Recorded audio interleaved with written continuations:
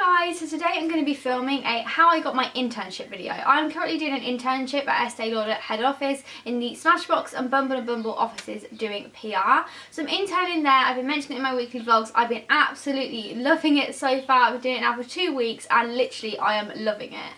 So lots of you have requested a video on like how I actually got the internship, how I got around like applying it, stuff like that, and wanted me to do a video on it. So I'm going to tell you about that and also give you some tips and tricks if you're looking to get an internship. My first thing to say would be email so many companies, email everybody, and don't get disheartened. Last year I emailed so many companies for fashion buying work experience or interning because I was currently doing fashion buying and merchandising at uni, as most of you know. If you don't know the story of that, I'll leave the link down below to the video that I did.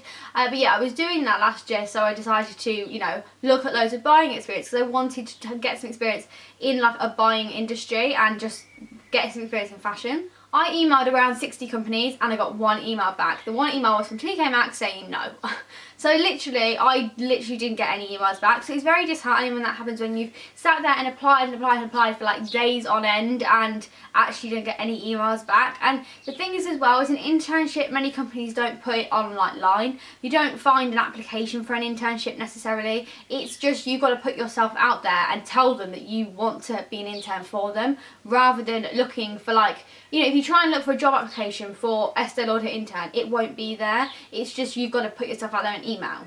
So this year I decided to apply for more. I desperately wanted some experience this summer. Last summer, my summer was good, but it was very boring because I was at home for like 4 months. I was trying to apply for jobs, but obviously here, like in my hometown, they didn't want someone that was just here for 4 months and then was going to leave. So it was really difficult to apply for jobs. I just really knew I wanted some experience this summer.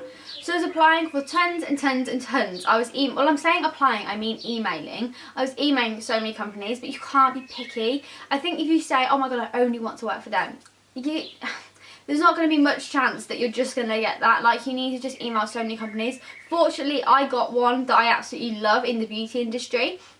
But if I would have got one in the music industry, great, like I still would have loved it, I still would have done it. It's the experience that you get, and I just applied for tons. MMU also had like a website where you could apply for internships on there. Like, companies would put internships on their website, if that makes sense. It was like through the uni, so that made it a bit easier as well, but I didn't get any responses from anything on there anyway.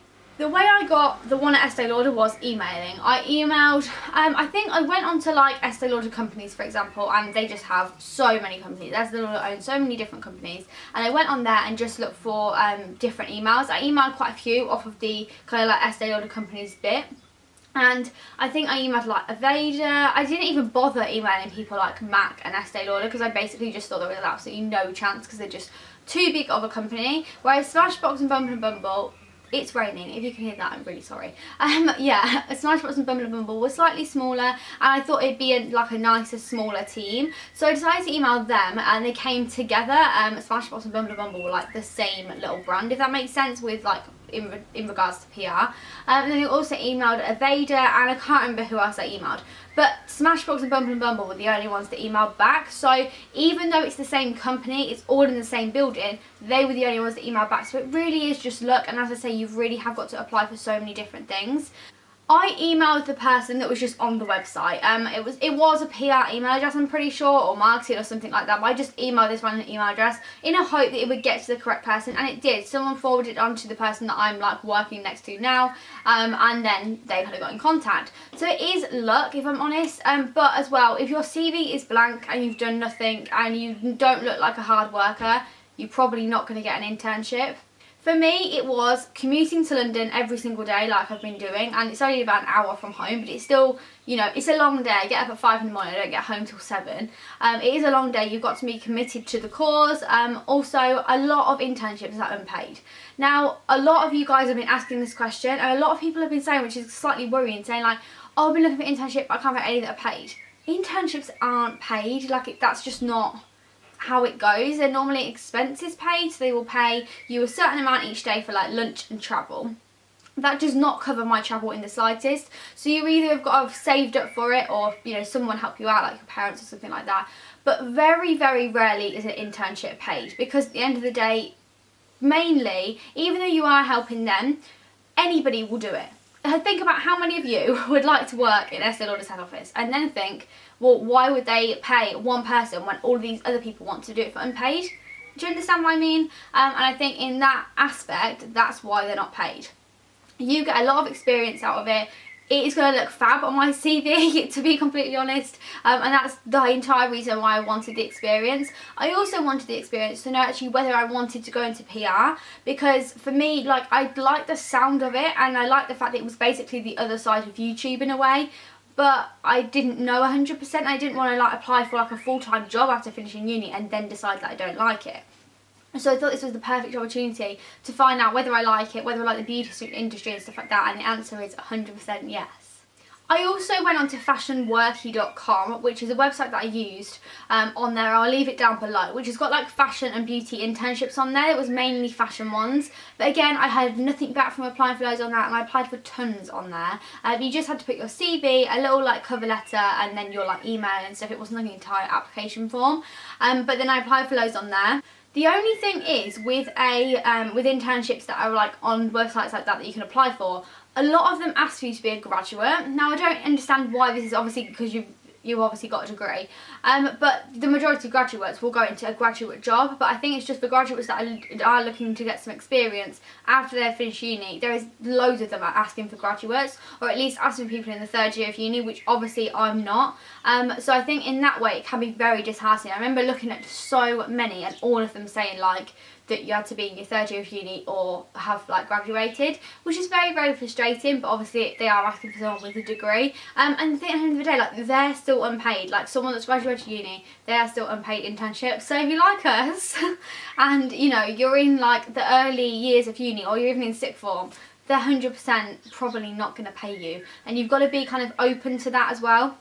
I don't mean to be like patronising at all, but I think if you have got in your head you only want to do paid work, you will find very few internships, especially in big companies. Like, big companies that are, you know, huge, probably not going to pay you. If they're smaller, there is more of a chance probably, because I don't really know why, but there probably is.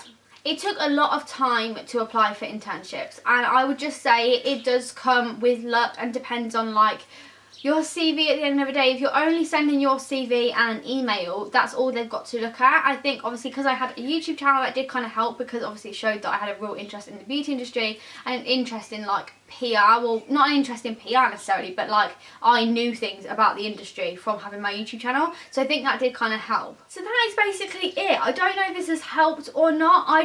All I would say is email.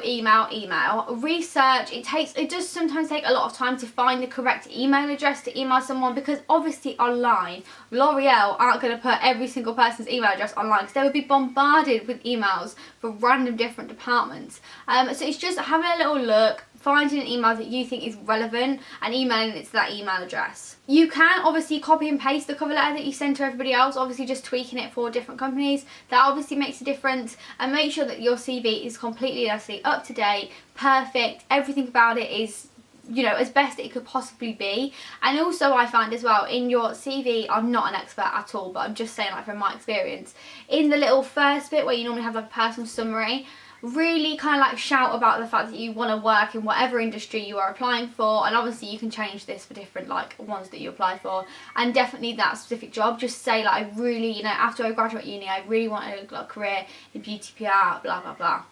Because obviously it just shows and it links all the way through. If you're applying for beauty PR and you're doing a degree in engineering and you've had experience, I don't know, working in a tyre factory, they're probably not going to want you, because you're not really relevant, and also you haven't shown that you really love that industry, if that makes sense. Because I don't know, they're not going to want you if you're not related. Just like me, if I applied for an internship in like engineering or science, someone will be like, no. Anyway, my last piece of advice is just really put all of your effort in. Apply for everything that you possibly can. Don't be fussy. Be very open to it, because it will be a really great experience once you actually go to it. And don't expect it to fall into your lap is my main thing. I just think you have got to just apply for everything. Email everyone.